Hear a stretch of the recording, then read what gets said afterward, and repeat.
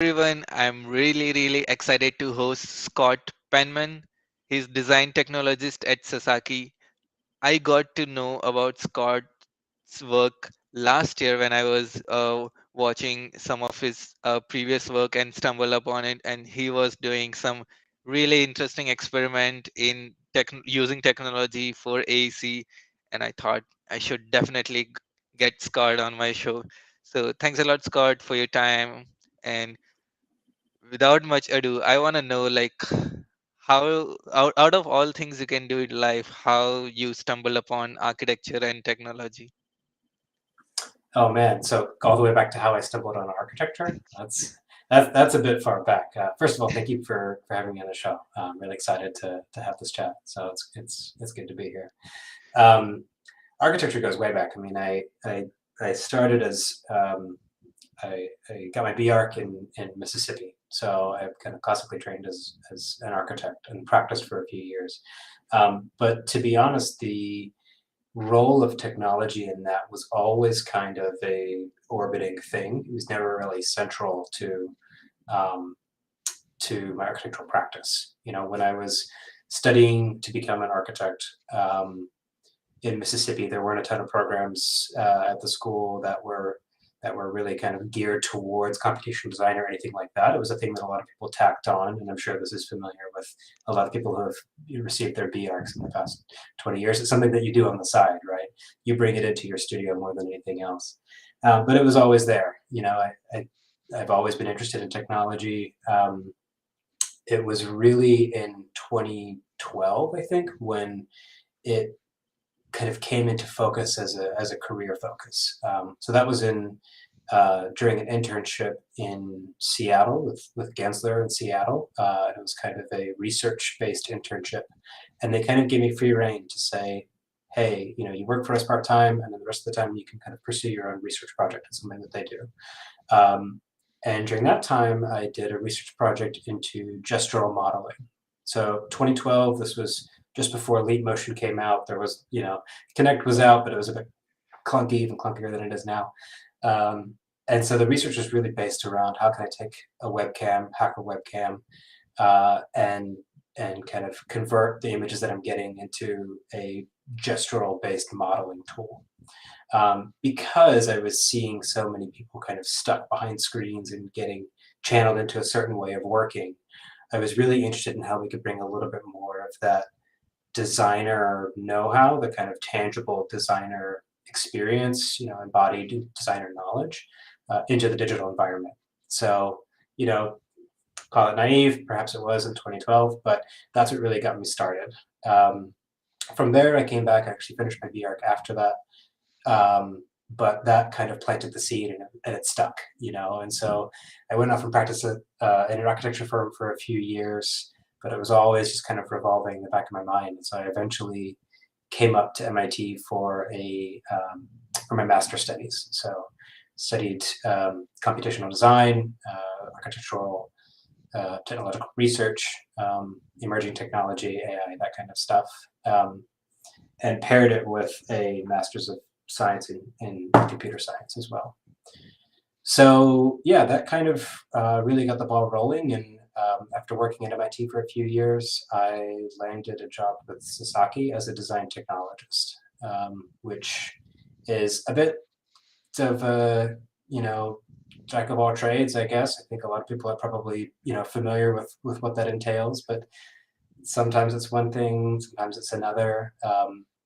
At the end of the day, though, it's a lot of research into what new tools, what new practices, what new ways of working, what new technologies might really impact the design practice. I see. And like I foresee like the role of design technology also like involves like adoption of the new tools in the company.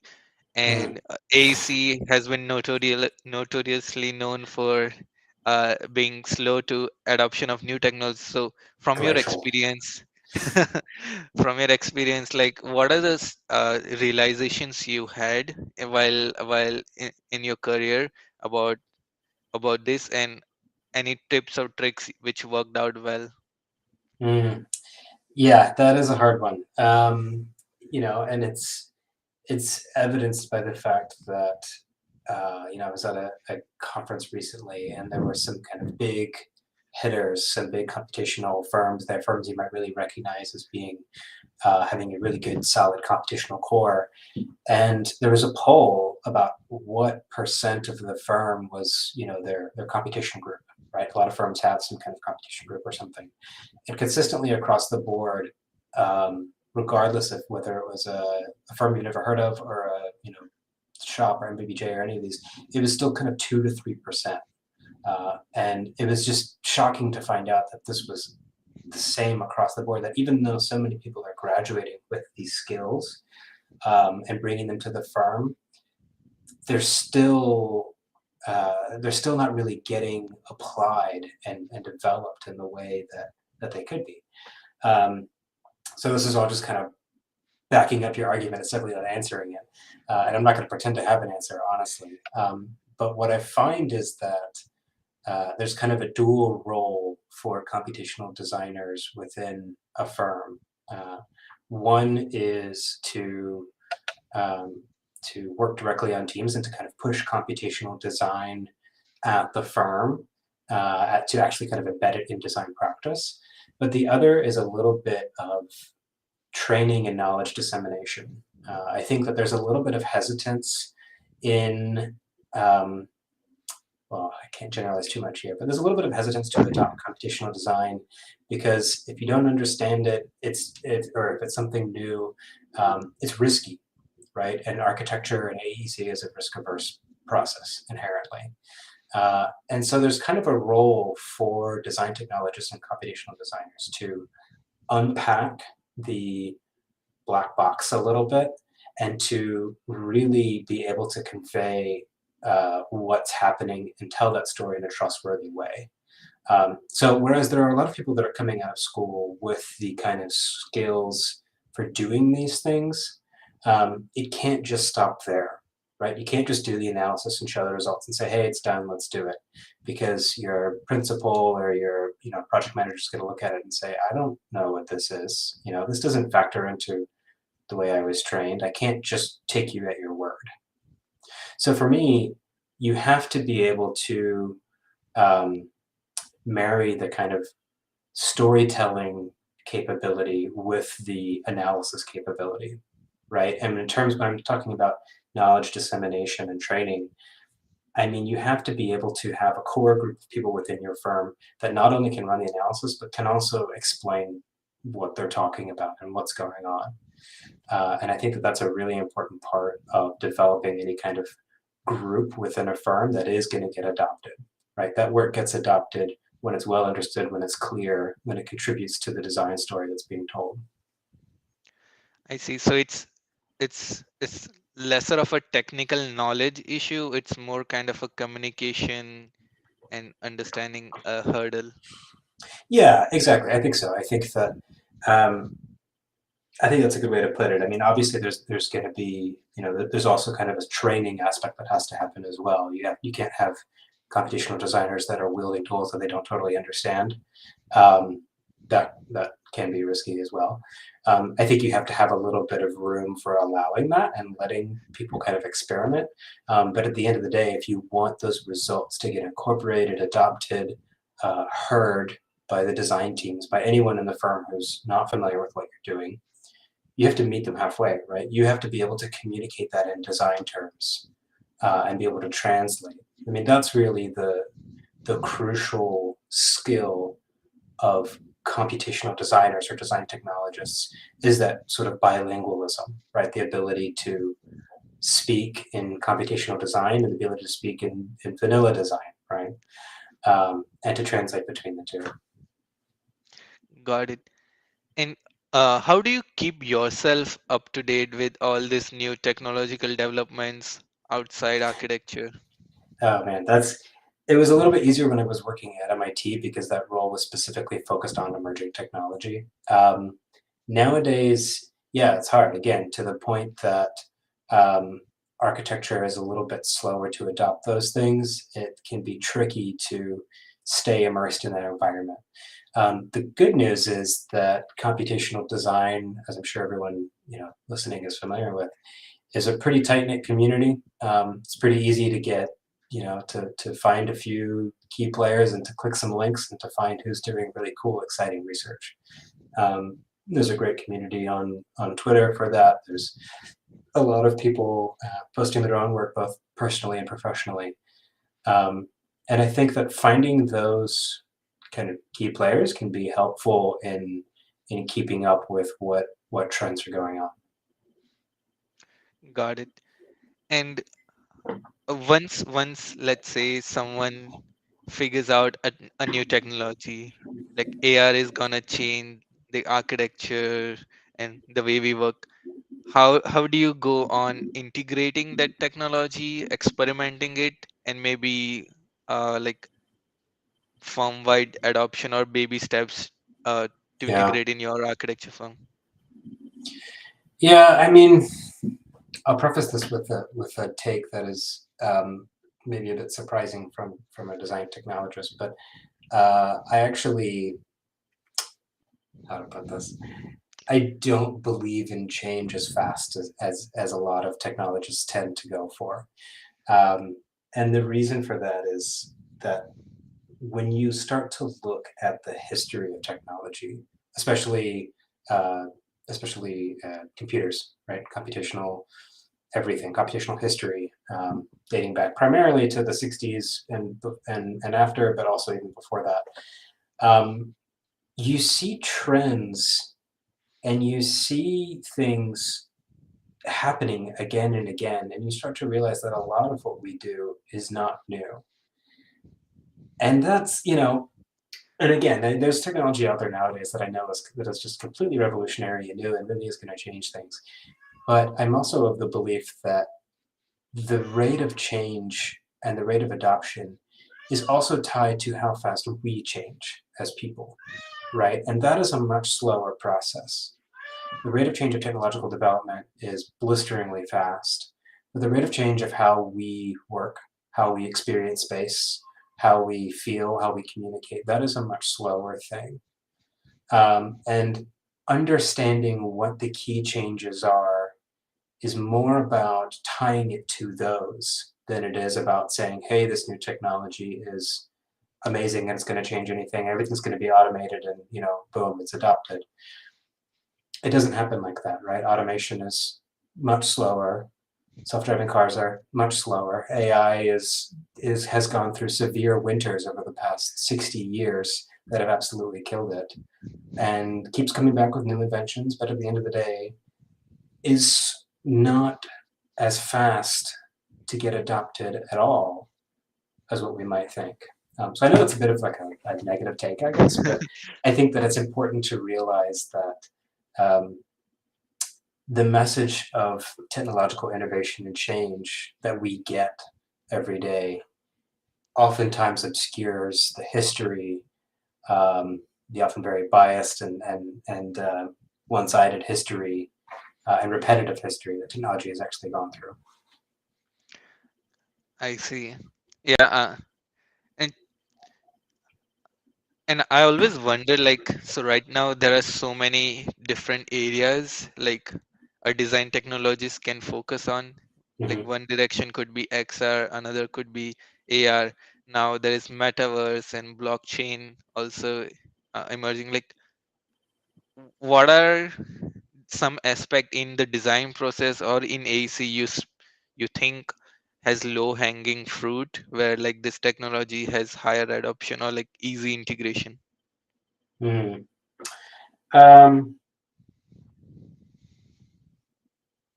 that's a good question. I mean, I absolutely do not think that XR and VR and AR are low hanging fruit whatsoever, and they will not be make until you solve the physiological problems behind headsets. So there's an incredible value add to using um, really amazing VR in terms of computational design, but there's a real hurdle. It's kind of like the electric battery killing so much of electric car development, right? The size and weight of the battery is just a huge huge problem. And it's kind of the same with VR. The size and weight of those headsets and the effect of it is tough to get around. So that's kind of high hanging fruit, I guess. Uh, in terms of low hanging fruit, I mean,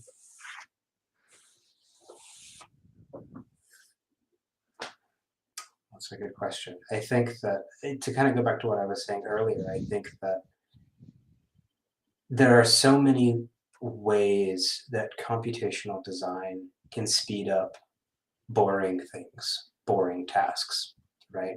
And this certainly is not kind of a really the most interesting answer, I guess. But there are so many times that in even in the firm that I'm working in, I hear about something that's being done, and it's like this kind of boring automated task, batch doing something again and again. And it's like this is something that is with a little bit of upskilling in terms of computational knowledge that could be easily scripted, easily done much faster.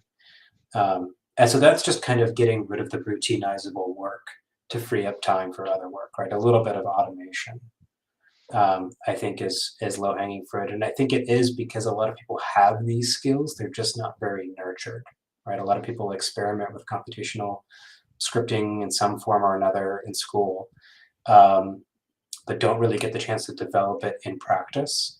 And I think there's a missed opportunity there that we're not really nurturing that, not really um, encouraging that use as much because there's a lot of opportunity to automate those kind of routinizable tasks.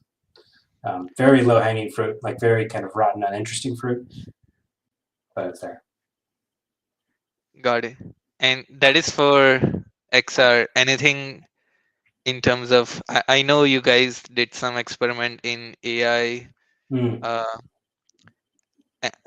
anything in Yeah. those lines? Yeah. Well, it's an interesting topic because again, the research that we did, I think maybe you're talking about the ML for design research that was from last year.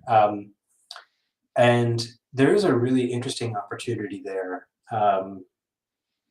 in terms of the role that machine learning plays in design. And this is one area where I'm kind of very passionate about it, but I'm also very careful about it because I do think that there's a lot of hype and a lot of buzz around AI and machine learning that, again, in a historical context, is super overblown. However, the research that we're kind of referring to here, this machine learning for design research, focused on the role that machine learning could play in communicating design intent, right? So it's actually perfectly tied to this automating boring tasks thing. The research essentially said, um, at the scale of kind of the pre-design stage, right, or the kind of pre-design stage, before we're really committing to everything, we're doing little napkin sketches, right? We're kind of still feeling things out. We're still doing kind of mass modeling. It's very rough. But when you want to communicate your design intent to a client or to a stakeholder, often you have to go through a whole lot of work in order to, model it in 3D, in order to actually create visuals, to render it, to do all these different kinds of things. Even with new software, Enscape, etc., there's still a lot of work that goes into just creating what is effectively an image, right? Now, that image has a lot of detail. It often is kind of fully rendered as a fully realized scene. But that detail is not there to specify actual architectural detail. It's only there to convey design intent, right? So the fully rendered image is actually, in effect, the same thing as the napkin sketch. In terms of how much design has gone into it, it's the same thing. It's only a translation from one to the other. So the research kind of said, well, is there a way that we could actually think about um, that as a machine learning for design process, right? As a machine learning based process, where those kind of architectural visualizations, those really pre-design renderings that we put up, that we sink a lot of time and money into, could those be automated? Could those follow a fairly standard template? Again, that's not generating design, but it's following kind of a tried and true way of translating a sketch to an image and trying to automate that process. How we actually tested it out, we kind of pivoted a little bit from the kind of rendering scale, because it's extremely complicated, It looked more at the kind of urban sketching scale, so looking at kind of a plan view of a space and using a sketching tool to sketch out different urban scenarios. The advantage there is that as far as machine learning goes, we could actually train on data sets that were publicly available. So tile-based, web tile-based imagery of urban areas could be kind of scraped and used to train up a machine learning model fairly easily. So what you have at the end is the ability to sketch something, and the machine learning model will kind of fill in what the different urban condition will be based on whether you're sketching a park or something else. So again, there it's machine learning, but it's using it in a very selective way, right? We're not saying, oh, it's going to replace us. Oh, it's going to generate design. I'm not even saying that it's doing anything particularly new, because it's not. But what it is doing is replacing a process that is really just kind of a big time and money sink, right? This conversion of sketches to renderings. And saying maybe we can actually use it to kind of get rid of some of this boring work so we can communicate design intent faster and a bit more effectively. I see. Mm, Like, how is the process of like tool development at Sasaki? What are the ways you identify the need or problem and then Great communicating question. between designers and software developers? Yeah, this is a great question. And I might actually share some images, if that's okay, related to this Yeah, yeah, question. yeah. Okay. Definitely. Yeah, so let me find kind of an example to talk about. Um, well, before I really kind of dive into the imagery, I think this is a great question, and it's one that was really important in the kind of discussions that I was coming on at Sasaki. So my role at Sasaki is primarily based in what's known as the Sasaki Strategies Group, which is kind of the you know internal software development group that we have. However, I'm also 50-ish% based in the architecture practice. Um, More realistically, that looks like me being embedded in all three design practices: architecture, urban design, and landscape, and actually kind of working on design projects. So there's a little bit of frontline engagement in terms of using my architectural background to kind of work directly with teams and try to find opportunities for new tools. Sometimes it's automating boring stuff. Sometimes it's finding new kinds of analysis.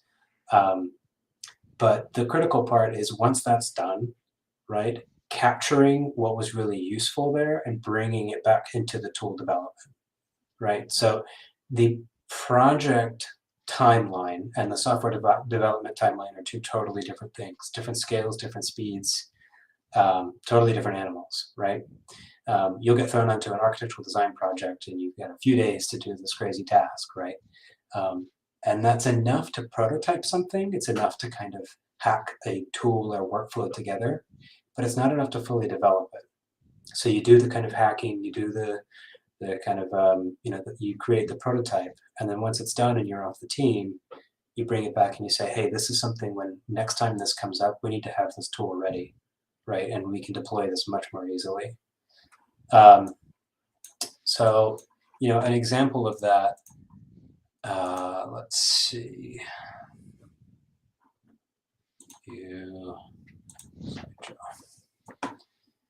Yeah, so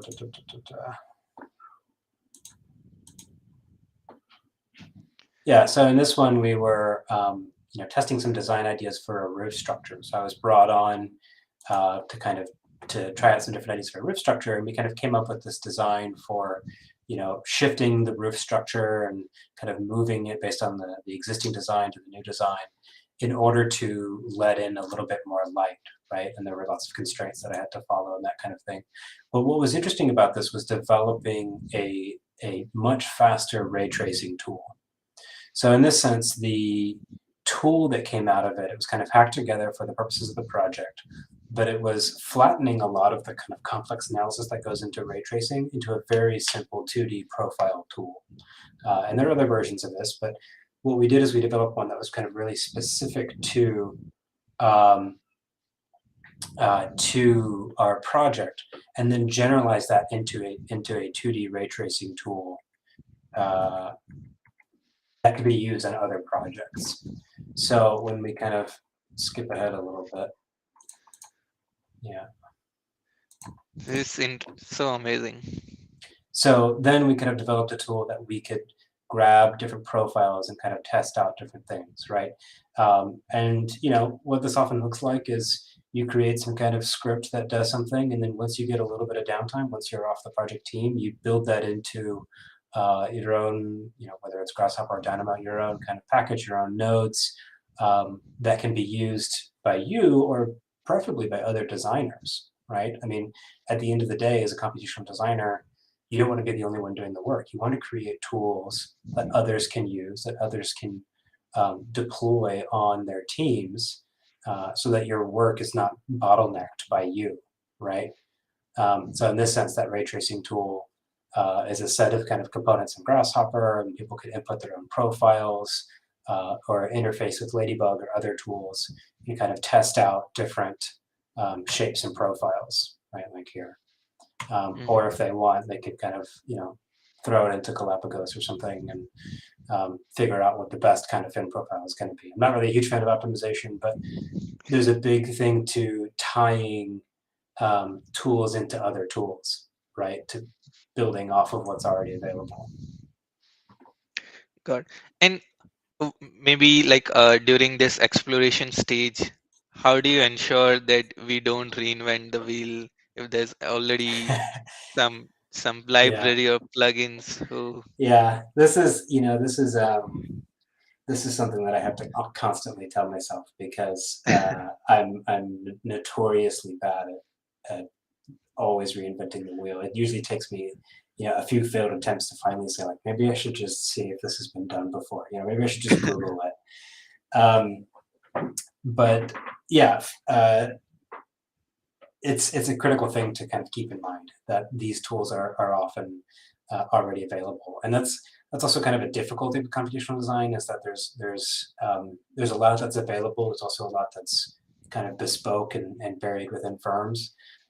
There's a constant push to try to open source and to try to publish tools. Ongoing conversation, I think, in all firms how they adopt that. But thankfully, obviously environments like Grasshopper and Dynamo are great for that. Great for publishing work and creating tools that others can use without having to reinvent the wheel. yeah. And to my previous question, so you identify what are the processes which are project specific, and if you foresee there's upcoming projects or future projects which might reuse the same thing, like you Mhm. develop tool for it. That's right. Yeah, and so in that case, it was a ray tracing tool. We've done others where um, you work with the team to find a kind of question that's novel, right? So I think the to kind of tie those last two questions together, the way you avoid really reinventing the wheel every time is by working with the team to develop a novel question or a novel approach. Um, and when you notice that, when you say, okay, well, we want to study thermal comfort as it pertains to these kinds of criteria that aren't available in Ladybug or aren't available in Cove Tool or some other kind of available software. Um, and that's something that's tied to the project, right? That's the advantage of being embedded within the design team is that that's where the stuff gets really specific, right? That's where you're not generalizing. That's where it's like we have this really specific condition and it requires us to kind of think about this in a new way, right? Um, and in those opportunities, that's when you say, okay, that's great. We can develop this tool that addresses the specific problem for the specific design. But also, what we're doing is we're prototyping something that is novel, right? That kind of approaches this in a whole new way. Maybe it does the same thing, but much faster. Or maybe it does a totally different type of analysis that isn't available with other tools. Gotcha.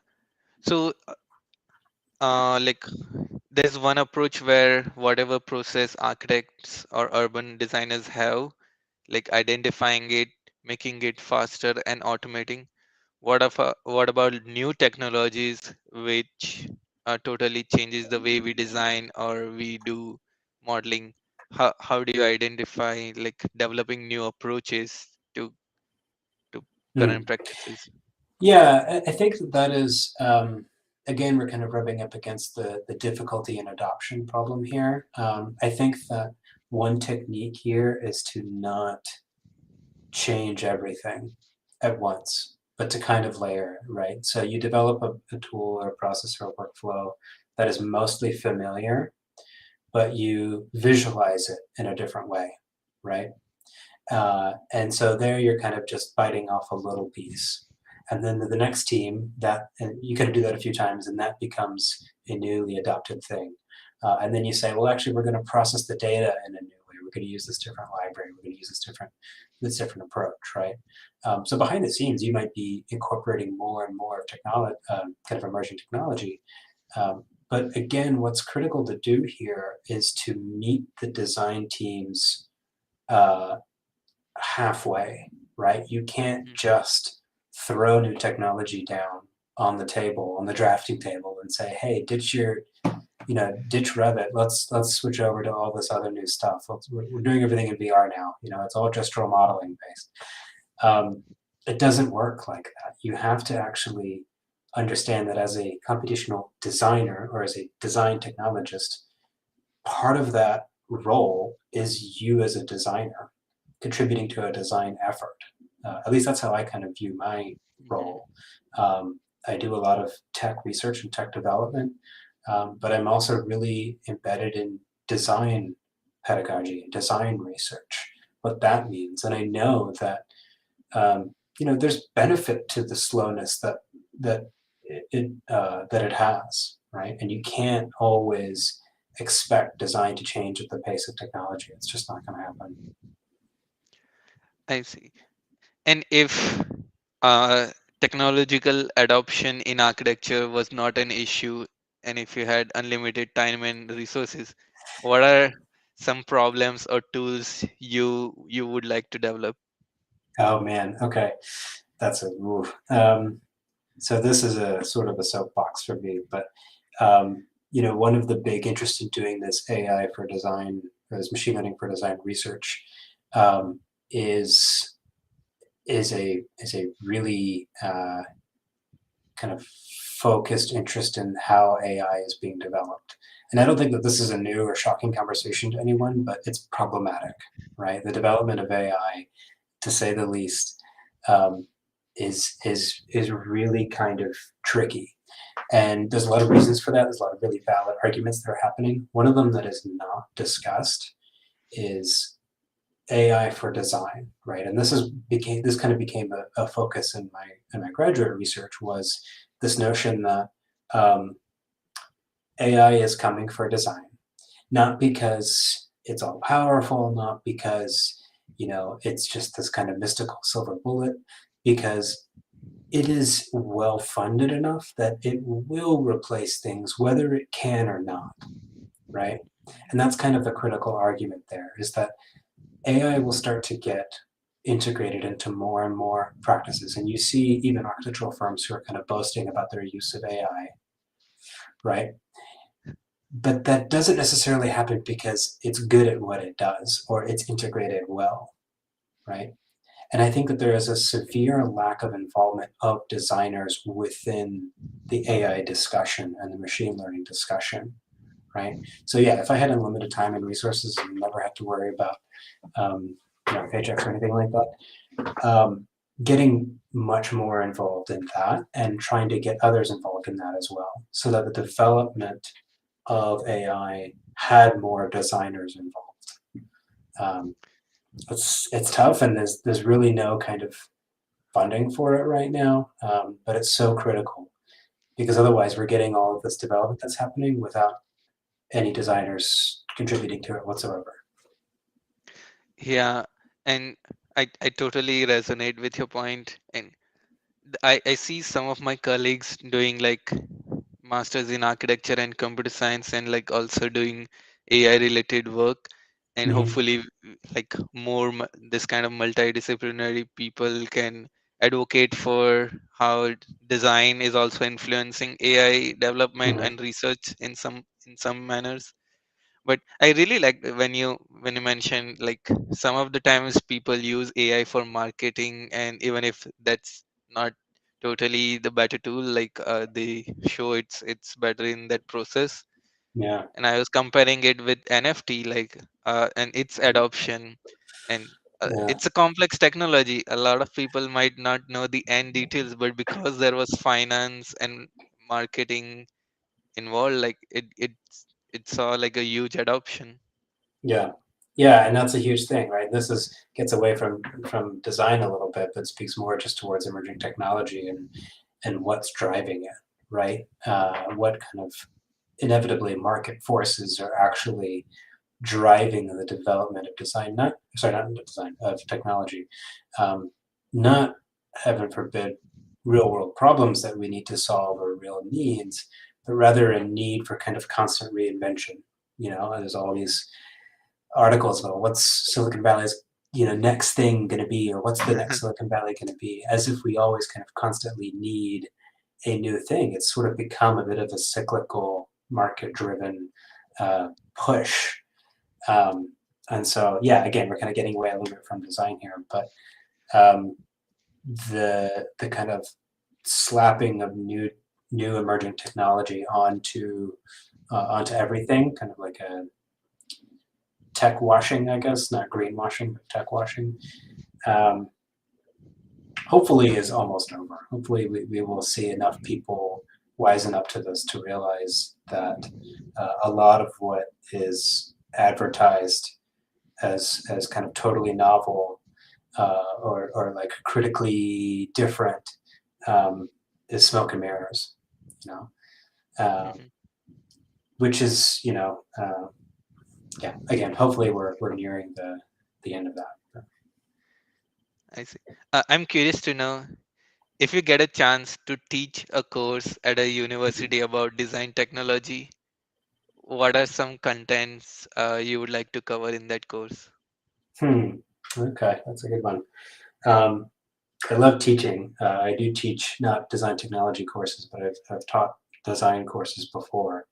Um, what's really interesting to me is, and whenever people ask about what they should take or if they're interested in this, um, what they should uh, what classes they should take at university, I always try to steer them back towards foundational stuff. I do not believe that it is a good use of your time to take for instance, a particular language class. I mean, you can if that's something that's really, that's really good for you as well. But I think it is so much more important when you're in a university setting, and this is one that I would love to teach as well, is to teach courses that look at the foundations of computation, the history of computation, how that relates to design, how that changed in the 70s and 80s, and what that means today, right? Because a lot of the work that we do, I mean, a lot of work I do at strategies at Sasaki, um, does just that. It looks back at processes and techniques and methods that are 30 or 40 years old. Mhm. And the reason for that is because in the 70s and 80s, well, 80s and 90s, you didn't have enough uh, computational power to kind of just throw things in and just batch analyze everything. You had to be really efficient, and you had to be really selective in understanding of what you were doing. So a lot of the stuff that was developed then uh, is still relevant today. Um, so there's kind of this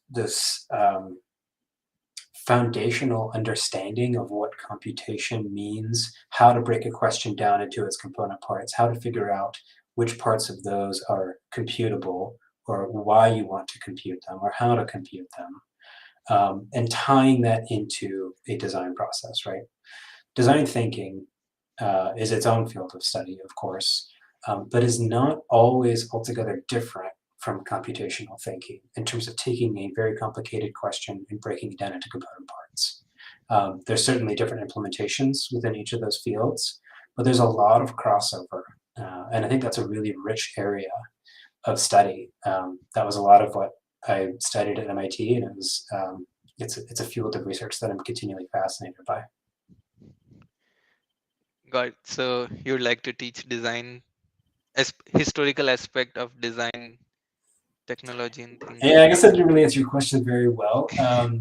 Yeah, the uh, more of a foundational course in design research and how it applies to computational thinking. Hmm. Because I don't think, I think that was one that I got access to in my graduate studies, but it's not one that was ever really explicitly addressed in my undergrad. And I think that was kind of a missed opportunity. Again, I think that it was all there. I think that there just wasn't enough. There wasn't the class I could take where it kind of connected the dots between what was I doing in studio, and how could that be reframed in terms of a computational approach. Hmm. What are your thoughts on metaverse in opportunities for us, or are you bullish, bearish? Um, I uh, yeah, no, sorry, it's not for me. Did I I put will you on the just spot? no. It just I'm not a fan, to be honest. It's something where um, I see this as something that's being pushed, and I don't, and it's too problematic for me to get excited about. To be honest, uh, it is there's so much opportunity for something like the metaverse, and this is what a lot of its proponents kind of really advocate for. Is that there's so much opportunity for reinventing the web, right, and for giving people the ability to identify themselves and to kind of be their, be who they want to be, and this kind of a leveling effect. But that argument is is old and busted, and it all it takes is for you to understand who is developing this. This is not something. I mean, the original web was developed by a bunch of people who were unknown, right? I mean, well, the labs involved were not, but the Mhm. core kind of developers there um, had a vision that was very much the same as what's being touted for the metaverse. And you can kind of follow up with Tim Berners-Lee and understand how he thinks of the internet now, and you kind of see that this stuff it does not work the way that we are developing it now. Um, it does not develop into the kind of perfect utopia that we hope it's going to be. To me, and people will say, well, yeah, we got to try it anyway. I don't know that we do. I don't know that trying this is something that is going to do any good for humanity. I'm sorry, I gotta say, this is something that really, really, I will steer clear of it as long and far as I can. I'm being totally I see. honest. Yeah, yeah. And like I'm trying to understand. So the utility part of metaverse is not something like which makes sense for you. It is something that no, it's not. We have found critical issues in tech development in terms of how we are developing tech, who develops tech, the way and the reasons that tech is developed and pushed out, and the impact that it has on individuals, on populations, on societies, right? Those problems, in my opinion, should have a chilling effect on how we think about things like the metaverse, right? You look at how biased and destructive tech and social media and all of these things can be. And then we say, but okay, Mark Zuckerberg's going to develop the metaverse and it's going to be fine. No, Right. it's not. The metaverse already has has problems and is already rife with issues, right?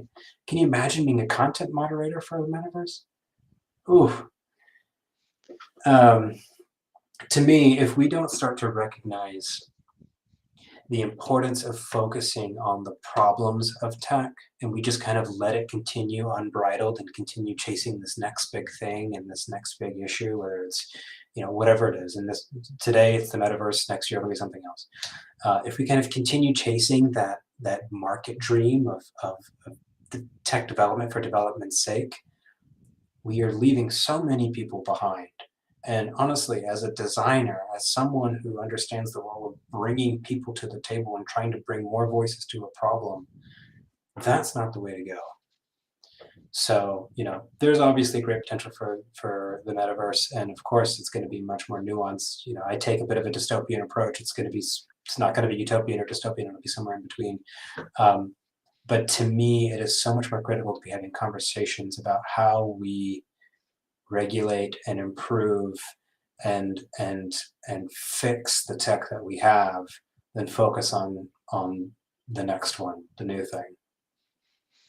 Yeah, I I totally understand your point. Even in AI, there are like so much biasness, and there are like communities of fairness in AI, and Yeah, it there's a technological divide with every new technology bringing the yeah. space, and even this metaverse is the lands are getting so much expensive that people are not able to host events and uh, The uh, metaverse is the next capitalist pipe dream. It's not going to be a anonymous, bottom up thing. It's just not. yeah, I see. Unfortunately, and I wish it would. Of course I do.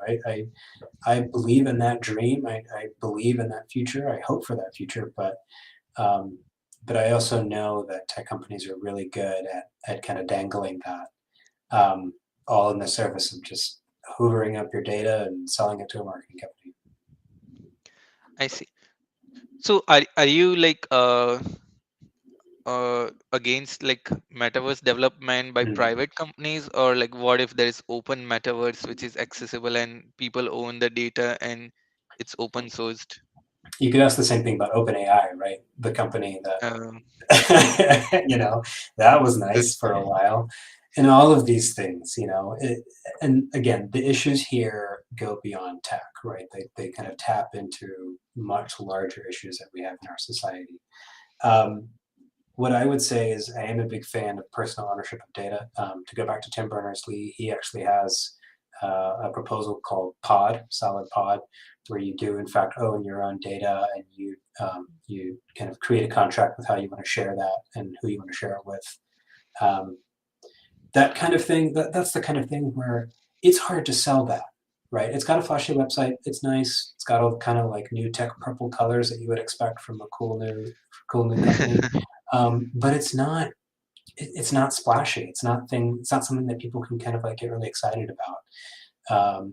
It solves a problem that we need to invest in, but that's not going to grab a lot of headlines, right? Mhm. Um, and so, yeah, there's kind of another issue Yeah, there where tech really taps in really well into this like attention getting, like it's great at splashing on headlines, not necessarily great at kind of developing the old stuff that needs to be fixed. got it. And any thoughts on like blockchain applications in AC or neurotech, where I was seeing like very neuroscience driven design development? I mean, I think you probably know my answer to this. I'm obviously a bit of I won't say pessimist, I'll say realist in terms of tech and its history and all that kind of thing. What I will say is that, and to try to spit a bit more positive note on this, I am all for exploring these roles within a design practice.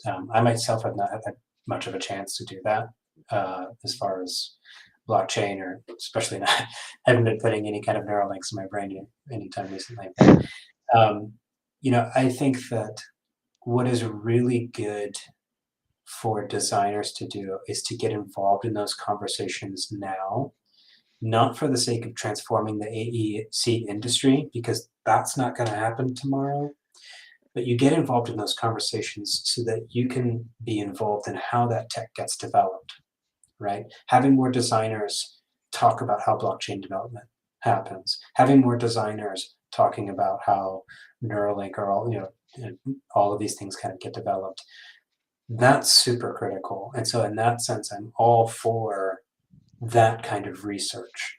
But there's a divide there between research and practice that we haven't really had much of a chance to go into, and that's a tough one. I see. And I'm gonna do a rapid fire round before I wrap up the interview. Okay. So it's you'll get like 10 seconds to answer the question, and you gotta Oh keep it no. very brief. Mm, that'll be hard. Okay. Okay, let's do. Uh, which city is in your travel bucket list? Tokyo. Your favorite One answer or movie? multiple? You can do Um, multiple. Yeah. Inception. Any technical or business book which made a big impact in your life? Um, Objectivity by Lorraine Dassin and Peter Gallison. Somewhere on there. Awesome. Your role model, My boss, Ken.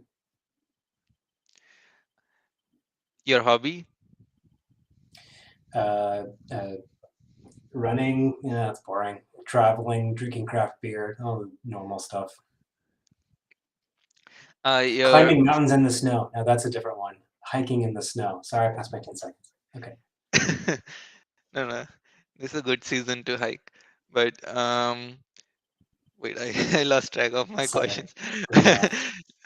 No, I was about to ask like your favorite architectural building or urban space. Oh man, that's a tough one.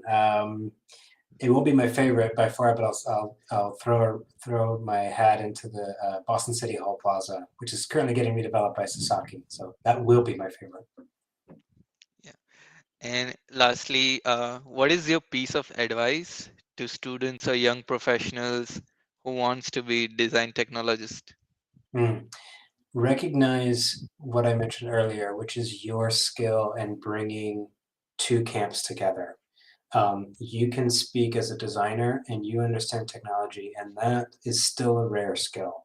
The ability to communicate back and forth is very valuable, and you should recognize that.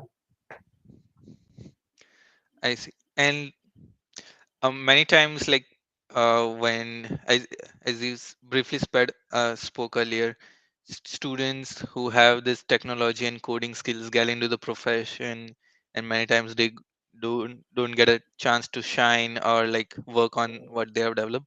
So how Mhm. do they navigate this professional space? That's tough. Finding, investing in the community outside of your practice. So again, the community is fairly tight knit on Grasshopper. There's a good computational design community on Twitter. Getting involved in that.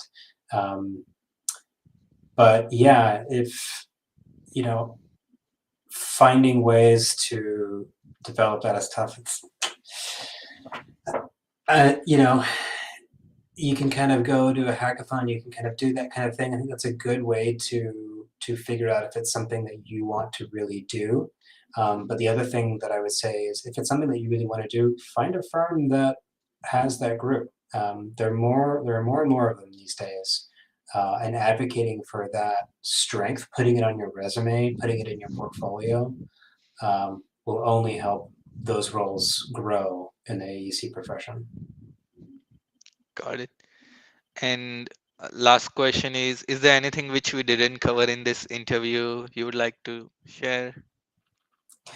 I think I've covered most of it. I think I've established myself as fairly a Luddite in this sense. But no, I think, I think if I could just highlight anything, I would say that uh, recognizing that a computational designer is not just a software developer, is not just a computational anything, it's also a designer.